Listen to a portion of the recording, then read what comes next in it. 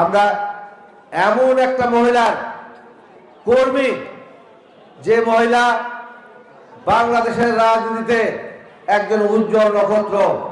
উনি বাংলাদেশে 23টি আসনে 23 বার নির্বাচন করেছে, নির্বাচনের জন্য উনি অংশগ্রহণ করেছেন। বাংলাদেশের মানুষ তাকে 23টি আসনে বিজয় করেছে। সেই নেত্রী যে ত্যাগ, সে ত্যাগের মহিমান্বিত। উনি তার জীবন দশায় একজন সেনাপ্রধানের স্ত্রী ছিলেন, একজন রাষ্ট্রপতির স্ত্রী ছিলেন, তিনি নিজে 3 বারের প্রধানমন্ত্রী ছিলেন, তিনি 2 বার বিরোধী দলীয় নেতা ছিলেন। সেই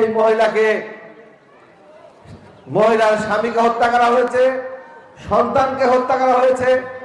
একটা নারীর জীবনে সবচাইতে গুরুত্বপূর্ণ হচ্ছে তার স্বামীর বসত ভিটা। সেই বসত ভিটা থেকে, স্বামীর ভিটা থেকে তাকে সেই বাড়ি গুড়িয়ে দেওয়া হয়েছে। 6 বছর বিনা দোষে তাকে কারান্তরীণ করে রাখা হয়েছিল। এখন উনি জীবন মৃত্যুর সান্নিধ্যে আছে, ওই কারাগারে তার চিকিৎসা পর্যন্ত করতে দেয় নাই।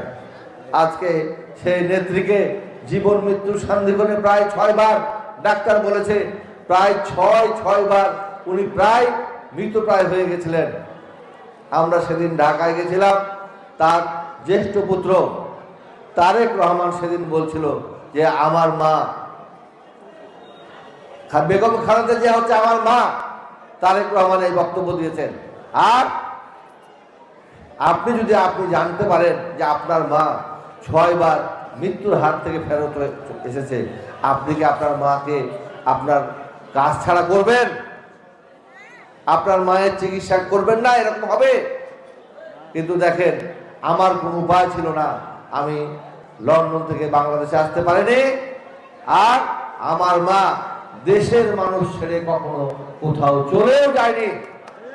এই জন্য বেগম খালেদা জিয়ার ত্যাগের কাছে আমরা যারা আছি, আমাদের ত্যাগ অত্যন্ত নগণ্য।